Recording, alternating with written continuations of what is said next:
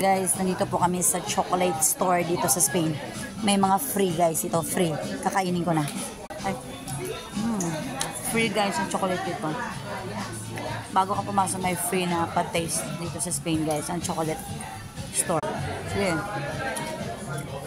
Ano yun guys? Tukang. Wow. Turons. Agromat. Agromat ba yan?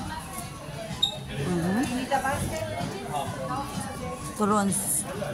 Artisans. Ito yung mga chocolate dito at mga delicacies. Ito sa Spain. Chocolate ng mga Espanyol at mga delicacies. Ang sarap guys. Wow. Okay. This is Turons. Artisans. Yes, that is cookies. 5.60. Nasa 5 euro guys. Oh my god. Mahal din.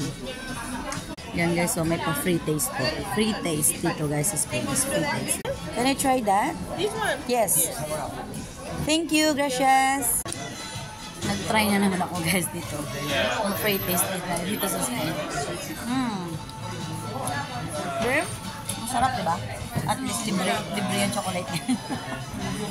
Ang galing dito sa Espanya. Kain ka na kain ng chocolate.